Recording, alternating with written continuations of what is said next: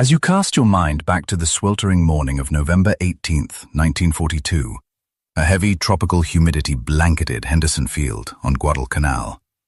It was on this damp airstrip that 16 Lockheed P-38 Lightning fighters, belonging to the 339th Fighter Squadron, made their initial landing upon the metallic runway grids.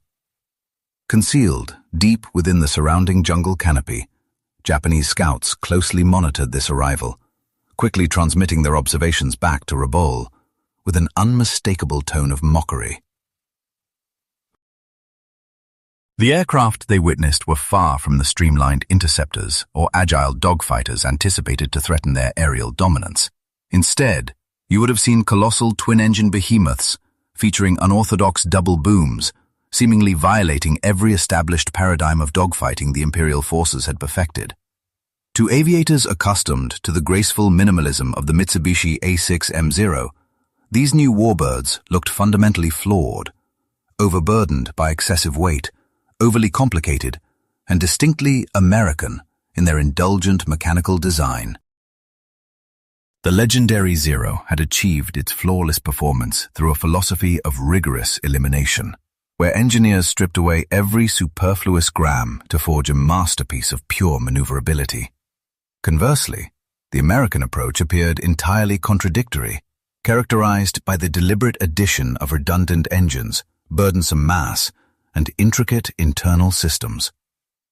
When these mocking field reports finally reached the headquarters of the Japanese Navy's 11th Air Fleet at Rabaul, commanders reviewed the intelligence with immense satisfaction. For the Imperial officers, this analysis merely solidified a prejudice they had harbored ever since the strike on Pearl Harbor: the belief that United States forces depended entirely on material abundance to compensate for a fundamental lack of martial spirit. Yet, as you will discover, they remained completely unaware that this very aircraft would soon catalyze a radical upheaval in their fundamental naval aviation strategies. Over the subsequent 5 months, a single unimaginable operation would systematically dismantle every ingrained underestimation of American military prowess. The established equations governing control of the skies were on the verge of being completely overturned, shifting away from close-quarters dogfights into an unprecedented realm of combat that Imperial strategists had completely failed to anticipate. This newly forged doctrine of long-range precision interception would eventually result in the devastating loss of their most vital leadership asset. However, the roots of this fatal overconfidence and dismissive posture had actually sprouted earlier, back in August 1942, when reconnaissance networks first detected these peculiar warplanes operating around the Aleutian Islands. It was on August 9th, 1942, that a duo of P-38ES interceptors from the 343rd Fighter Group successfully eliminated a pair of Japanese Kawanishi H-6K flying boats, marking the inaugural victory for the Lightnings against Imperial forces. Nevertheless, because this skirmish took place amid the dense fog of the remote Aleutians, High Command brushed it off as completely inconsequential to the broader Pacific conflict. Consequently, the preliminary intelligence briefings circulated among fighter squadrons throughout September 1942 were heavily tainted by deeply rooted institutional arrogance.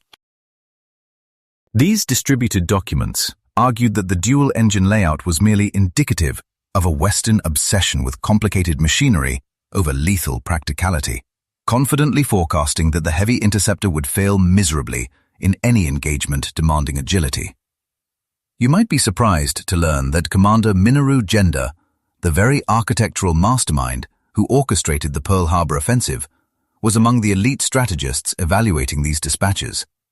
His official naval commentary bluntly asserted that since the Americans could not rival the Zero with traditional airframes, they were desperately turning to bizarre prototypes where every extra mechanical part simply introduced another potential vulnerability. Imperial combat doctrine dictated extracting the highest possible performance from the absolute minimum of resources, a philosophy completely contradicted by these bulky new American creations. Initially, battlefield interactions seemed to validate this deeply held arrogance. When the P-38s commenced regular sorties over Guadalcanal in November 1942, veteran aviators observed that the massive twin-engine craft actively avoided classic turning engagements, a behavior arrogantly misconstrued as sheer cowardice rather than a calculated tactical shift. Yet, the first subtle indications of impending disaster were already beginning to emerge. The skies above Guadalcanal witnessed the first direct clash between the Lightnings and Imperial defenders on November 18, 1942. Aviators from the 339th Fighter Squadron, flying protective screens for heavy Boeing B-17 bombers, successfully neutralized 3 enemy interceptors. Although the body count was relatively small, the underlying nature of the confrontation revealed an entirely novel approach to warfare, as the American aircrews strictly avoided horizontal turning circles in favor of executing devastating, high-velocity diving assaults from superior altitudes. However, the true awakening for the Imperial forces arrived violently on December 27, 1942. A contingent of 12 P-38s belonging to the 39th Fighter Squadron intercepted a hostile formation in the airspace over Dordurura, New Guinea, initiating a violently brief and overwhelmingly one-sided skirmish. By steadfastly holding their high-altitude superiority and utterly refusing to be dragged into low-speed maneuvering, the American pilots annihilated several opposing fighters while enduring practically no damage to their own ranks. If you examine the subsequently captured combat logs of the Japanese Navy's 4th Air Group, you will clearly see an escalating sense of dread taking root.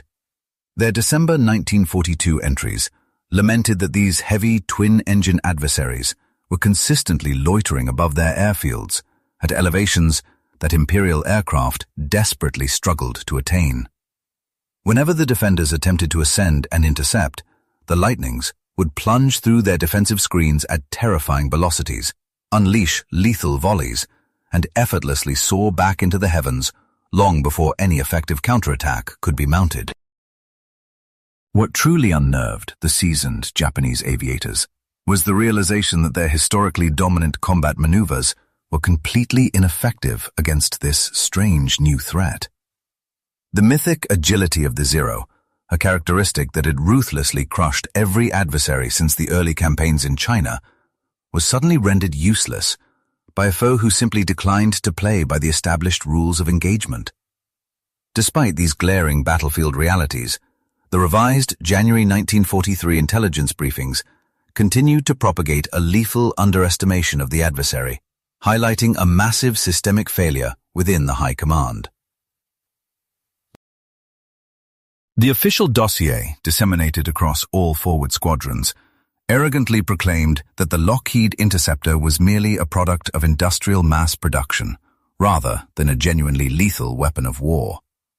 Their flawed technical analysis estimated a maximum velocity of merely 350 miles per hour, a service ceiling peaking at 30,000 feet, and an operational radius constrained between 500 to 600 miles, supplemented by standard nose-mounted machine guns. Consequently, the tactical recommendations stubbornly insisted that the Lightning's massive bulk left it highly susceptible to traditional dogfighting, urging pilots to aggressively force tight, close-quarters battles where Imperial agility remained unchallenged. The brutal reality waiting for them in the skies was vastly different from what their commanders had promised. The newly deployed P-38G variants arriving in the Pacific Theater were capable of ripping through the air at 400 miles per hour in straight-line flight, effortlessly scaling to 40,000 feet, and, when equipped with external drop tanks, striking targets at a staggering distance of over 1,000 miles. Furthermore, the tightly grouped lethal force of 4 50-caliber machine guns combined with one 20-millimeter cannon in the nose delivered unparalleled, devastating precision. By the dawn of January 1943, American aviators had completely formalized a revolutionary set of aerial tactics deliberately engineered to maximize every single one of these overwhelming mechanical advantages. During my research into these historical combat tactics, I found that Major John Mitchell, who would subsequently command the pivotal strike against Admiral Yamamoto, was meticulously honing his strategies alongside the 339th Fighter Squadron. I want you to understand that his primary directive was remarkably straightforward. Pilots must never relinquish their altitude dominance to engage in twisting dogfights against highly agile Japanese aircraft. You can clearly see this doctrine validated during the Battle of the Bismarck Sea between March 2nd and 4th, 1943, an event that truly ought to have shattered the enemy's deep-seated overconfidence. Serving as high-altitude protection, P-38 Lightnings decisively shielded American and Australian bombing groups as they utterly decimated a reinforcement fleet headed for Leyte, sending 8 transport vessels and 4 destroyers to the ocean floor, while securing multiple air-to-air kills. When I reviewed interrogations conducted after the conflict, surviving adversaries described their profound frustration with the Lightnings, which effortlessly loitered at elevations the Zero escorts found nearly impossible to reach. You will find that by the time the defending squadrons desperately clawed their way up to combat height, they suffered from a lethal deficit in kinetic energy that ultimately sealed their doom. Nevertheless, military officials obstinately dismissed this catastrophic defeat in their official documentation, attributing the slaughter merely to the element of surprise and overwhelming numbers, completely blinding themselves to America's undeniable advancements in machinery and battle tactics. I can assure you that this deep-seated institutional arrogance paved the way for a monumental blunder on April 1st, 1943, when Admiral Yamamoto initiated Operation IGO, launching a colossal wave of aerial assaults originating from Rabaul. Designed to obliterate American aviation forces stationed in the Solomons, this massive campaign was meant to reaffirm Imperial dominance, prompting Yamamoto himself to travel to the front lines to personally direct the execution. However, I must point out that the subsequent battle reports sent back to the High Command were disastrously inaccurate, brimming with aviators boasting of imaginary triumphs, including the supposed annihilation of dozens of enemy planes and multiple warships. As you might expect, actual American casualties remained exceptionally low, whereas the attacking forces suffered devastating blows, heavily losing their aircraft to the superior P-38 interceptors. Deceived by these fabricated successes, the celebrated commander tragically chose to embark on a morale-boosting survey of forward airfields, inadvertently steering himself directly into the operational radius of the Lightnings launching from Guadalcanal. The tide turned decisively on April 13, 1943, when United States listening posts intercepted a critical naval transmission encrypted with a complex JN25D cipher. Following grueling hours of codebreaking, intelligence experts stationed at Pearl Harbor successfully unraveled the exact schedule of the Admiral's impending inspection tour, providing you with a perfect example of signals intelligence shifting the momentum of a war. The decrypted message pinpointed his departure from Rabaul at 0600 hours on April 18th in a medium bomber flanked by 6 defensive fighters, detailing precise arrival times at various outposts.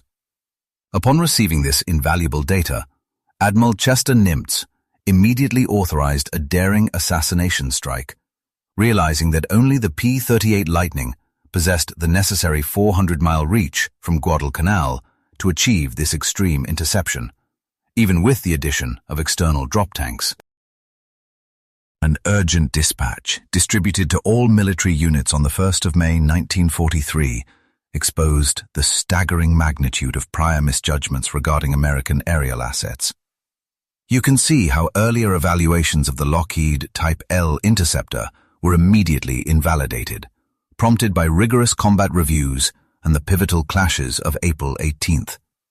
Authorities determined that the genuine performance metrics included a top velocity surpassing 400 miles per hour and an operational altitude limit extending beyond 40,000 feet. Furthermore, its engagement radius pushed past 1,000 miles when equipped with external fuel reserves, while its concentrated offensive armament completely eclipsed preliminary projections. Because its ascending velocity outclassed every opposing Japanese airframe above 15,000 feet, commanders issued a dire caution, warning that this machinery introduced unprecedented battlefield dynamics and advising pilots to evade confrontations unless they held a definitive positional supremacy. As you delve into the tactical upheaval of May 1943, you realize that the overwhelming menace of the P-38 instigated a profound transformation in Japanese aerial combat protocols. The Imperial Japanese Navy circulated fresh engagement instructions that completely overturned decades of established military dogma concerning encounters with twin-engine American interceptors. Aviators were strictly forbidden from attempting to match their adversaries' climb rates above 20,000 feet or pursuing them through rapid, plunging descents. Instead, pilots were instructed to initiate hostilities exclusively when the enemy was firmly locked into strafing runs or bomber protection duties, and to immediately break off contact if the Americans secured an altitude advantage. This revised doctrinal approach signified an absolute departure from the traditional Japanese aviation mindset, which had historically championed relentless aggression and psychological dominance over mere technological specifications.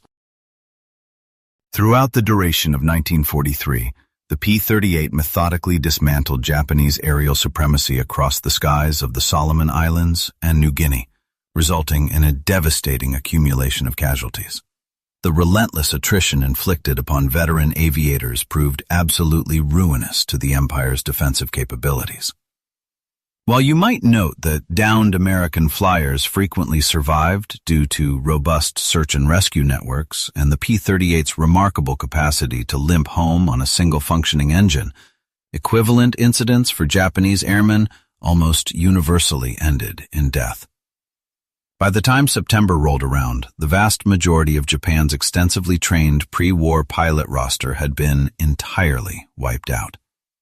The desperate reinforcements sent to replace them, hurried through severely truncated instruction courses, possessed neither the innate talent nor the battlefield wisdom required to challenge the continuously improving ranks of American P-38 operators. When you examine the raw data from that era, the numerical disparities paint an incredibly grim picture of the unfolding conflict. During 1943, a standard Japanese aviator entered active combat with roughly 200 hours of flight experience, whereas their average American counterpart in a P-38 boasted over 400 flight hours. The divergence in life expectancy was even more shocking. After completing 10 combat sorties, a Japanese pilot had only a 40% chance of remaining alive.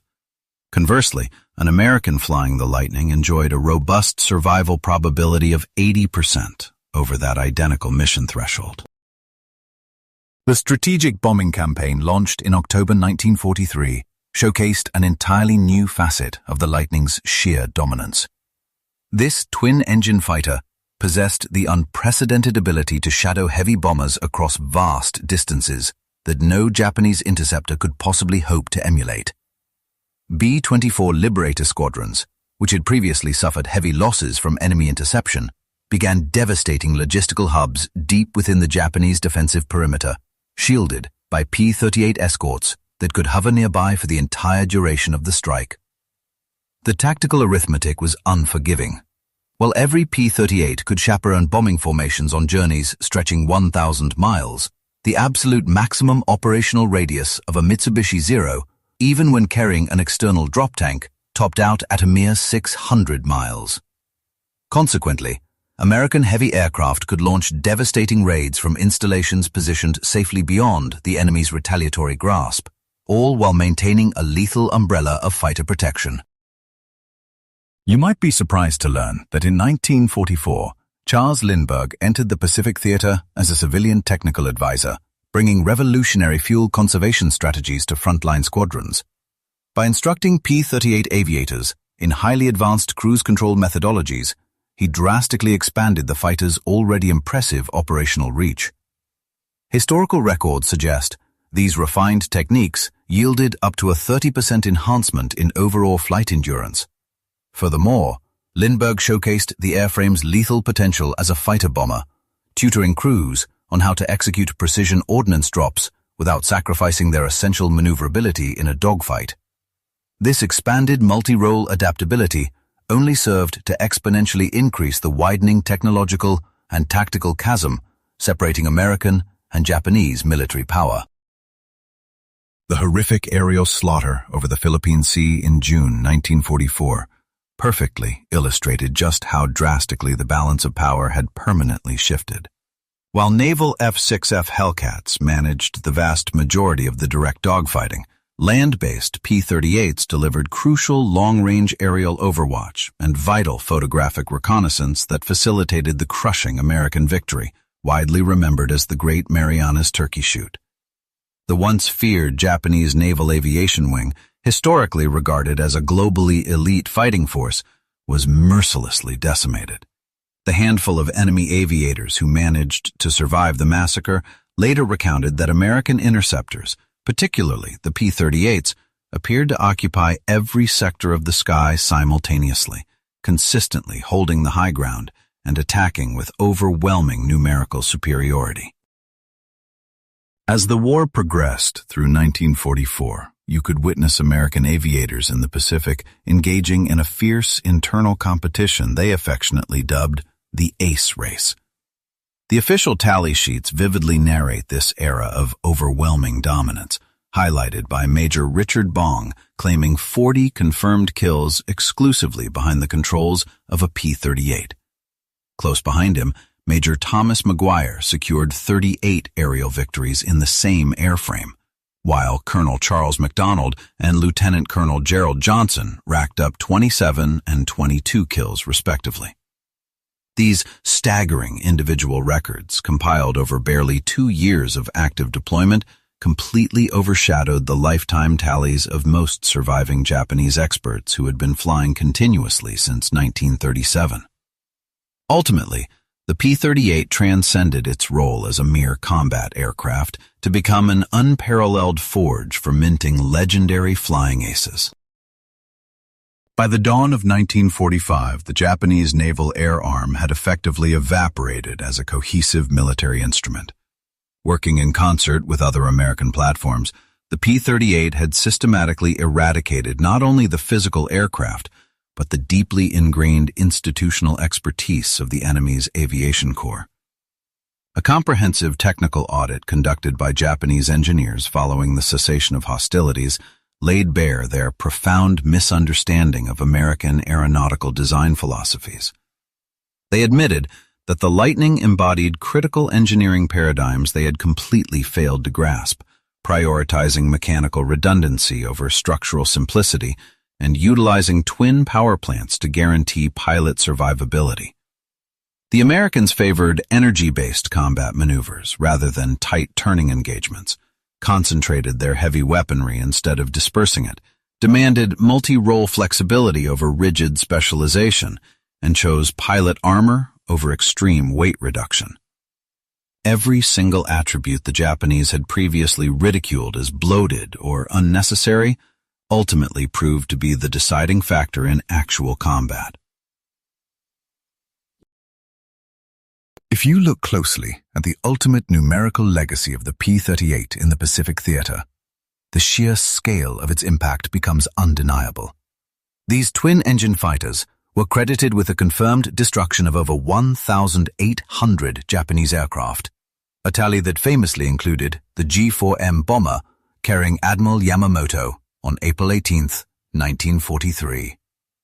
Manufacturing facilities churned out an astonishing 10,037 airframes in total, hitting a peak output of over 400 units per month during 1944. Crews executed over 65,000 individual sorties across the Pacific, undertaking diverse assignments, ranging from fighter sweeps and bomber escorts to ground strikes and surveillance, all while maintaining an average operational range exceeding 600 miles. According to post-war enemy evaluations, the assassination of Yamamoto inflicted a catastrophic and permanent blow to their morale, eliminating Japan's most brilliant naval tactician, while psychologically proving that absolutely no imperial leader remained safely beyond the reach of American industrial reality. Examining the manufacturing output from both nations lays bare the absolute hopelessness of the enemy's war effort. As you look at the historical data, you can see that while the entire opposing aviation industry barely managed to assemble 300 to 400 assorted combat aircraft each month, the Lockheed Corporation alone was rolling out more than 400 P-38 fighters during the same 30-day span. Furthermore, the United States was simultaneously churning out massive fleets of P-51 Mustangs, P-47 Thunderbolts, F-6F Hellcats, and F-4U Corsairs. Crucially, these American warplanes rolled off highly organized assembly lines that guaranteed unwavering reliability and seamlessly integrated battle-tested upgrades, whereas Japanese aircraft, constructed by drafted laborers using substandard components, suffered a catastrophic plunge in quality as the conflict dragged on. However, as you delve deeper into the conflict, it becomes clear that the most critical element determining the victor was the profound disparity in aviator preparation. By 1944, the American Instructional Regimen demanded over 400 hours of cockpit experience before seeing combat, encompassing more than 200 hours of foundational flight schooling, an additional 100 hours of advanced techniques, and upwards of 50 hours dedicated specifically to mastering the P-38. Conversely, their adversaries were rushed to the front lines with a meager 100 to 150 hours of total flight time, frequently logging fewer than 20 hours in their assigned aircraft. Deprived of fuel for comprehensive exercises and forced to send their instructors into active engagements, these novice pilots routinely perished during their maiden sorties, whereas newly deployed American aviators arrived thoroughly prepared and seamlessly integrated into squadrons alongside seasoned veterans. The extraordinary operational radius of this twin-engine fighter completely rewrote the tactical playbook across the Pacific theater, severely crippling enemy maneuvers. Recovered planning archives from 1944 demonstrate how profoundly the reach of the P-38 restricted operational flexibility, as fleet commanders realized that any daylight movement within its vast reconnaissance and strike perimeter invited almost certain annihilation.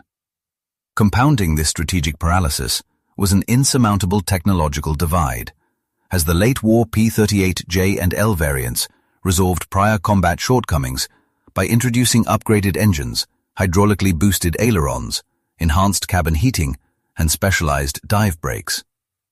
As you analyze the late stages of the war, you will notice that while the Lightning achieved absolute supremacy in every flight metric, the opposition frantically attempted to sustain output of the aging Zero, realizing that exceptional interceptors like the N1K2J, George, and Chi-84 Frank were being deployed far too late and in grossly inadequate quantities. Interrogations conducted after the cessation of hostilities revealed how drastically the enemy's psychological landscape had been fractured by this relentless machine. Speaking in 1946, Lieutenant Commander Sadamu Kamachi confessed that their initial reliance on spiritual superiority over perceived American materialism was thoroughly shattered when the P-38 proved that raw courage remains utterly powerless against meticulously applied physics. Captain Teo Tanamu, a veteran who claimed 32 aerial victories, echoed this sentiment, noting that while the aircraft might not have possessed the tightest turn radius or the absolute highest ceiling, its ubiquitous presence and universal competence earned it the dreaded moniker of twin-tailed shadows. These spectral machines seemed to lie in wait across every conceivable flight path, relentlessly hunting down their outmatched prey. During a joint historical aviation conference held in 1962, combat veterans from both factions reflected upon the profound paradigm shift triggered by this unique aircraft. Former Captain Minoru Gender, serving at that time in the National Parliament, acknowledged that the assassination of their commander was merely a symptom of a much larger conceptual defeat, proving decisively that modern conflicts are won through superior systems, rather than individual martial prowess. In response, former Major John Mitchell, the architect of that famous interception, perfectly encapsulated the pragmatic Western philosophy by explaining that instead of trying to outmaneuver the nimble Zero, engineers simply designed a weapon that rendered turning dogfights entirely obsolete. As you can gather from these testimonies, if the established rules of engagement guarantee failure, the most effective strategy is to completely reinvent the nature of the game. This sentiment was powerfully reinforced during a 1985 gathering of Pacific Theater veterans in Hawaii, where former naval aviator Kenji Yanaga delivered a sobering reflection on their ultimate downfall. As you listen to his historical remarks, you realize that his military culture had initially scoffed at the bulky American design in 1942, incorrectly judging it through a lens that prioritized graceful aesthetics over brutal, multidimensional effectiveness. He eloquently noted that while his people obsessed over forging the ultimate sword, their adversaries engineered a devastating firearm that immediately rendered such archaic weapons meaningless. The targeted elimination of their supreme tactician served as a terrifying broadcast to the world, proving to everyone involved that an industrial juggernaut could reach across vast oceans and effortlessly crush anyone who dared to oppose it. Ultimately, as you reflect on that fateful interception on April 18, 1943, it becomes evident that the event signified much more than the violent end of a brilliant strategist.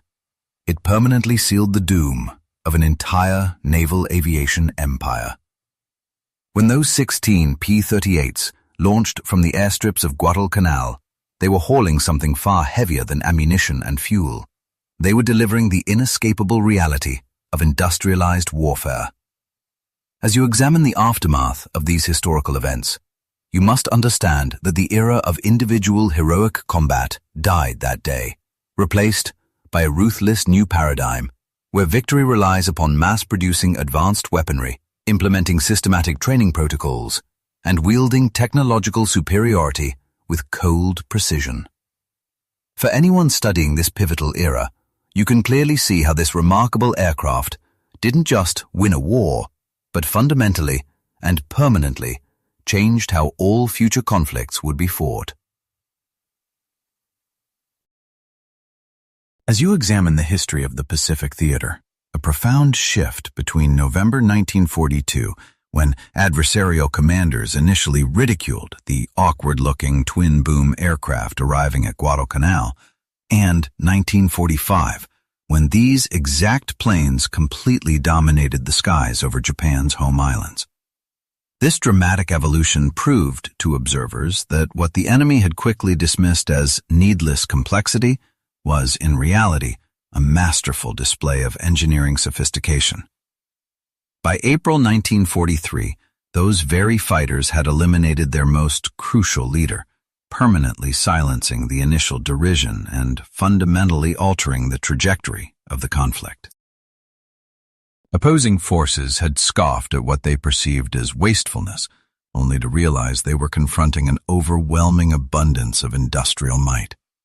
They initially rejected the P-38 as excessively large, unnecessarily intricate, and overly mechanical. Yet they soon discovered that these exact characteristics perfectly equipped the aircraft for the specific type of war America planned to wage. While their arrogant amusement endured for a mere 5 months, you can see how the devastating repercussions of their strategic misjudgment would echo eternally through military history.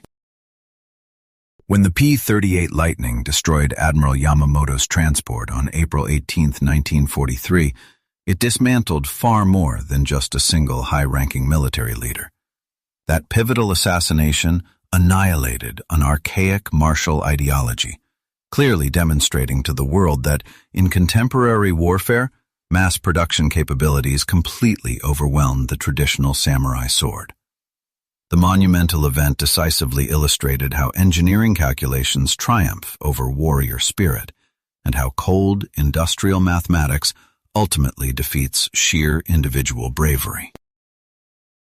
Following the destruction of their foremost officer, the previous mockery was replaced entirely by the menacing hum of twin Allison engines, projecting undeniable power anywhere it was required, whenever a strike was authorized. This decisive action marked the definitive end of the samurai era and initiated the American century, perfectly illustrated by the 16 fighters that traveled 435 miles from Guadalcanal. Relying merely on timepieces and compasses, they intercepted their target within a single minute of the schedule, finished the engagement in under 10 minutes, and returned to base, having sacrificed just one aircraft.